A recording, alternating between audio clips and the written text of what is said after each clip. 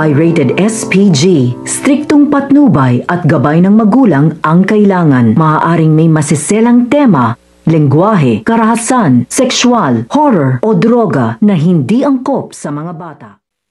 Laking gulat nga ng taong bayan nang tinawag na nga itong si Fatima Benito nito ni Olivia Guerrero dahil nga sa pagsasalita nito ni Fatima ay nagulat ang mga taong bayan sa narinig nila na si Miguelito ang pumatay sa kapatid ni Tanggol na si David at miski nga itong si Satino ay nagulat nga nang marinig niya na si Miguelito nga ang pumatay at hindi itong si Tanggol.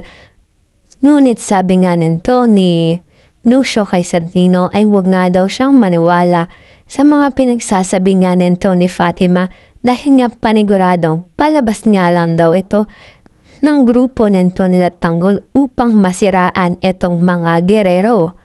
Aabangan pa nga natin kung ano pa ang mga susunod na mangyayari dito lang yan sa FPJ's Batang Quiapo.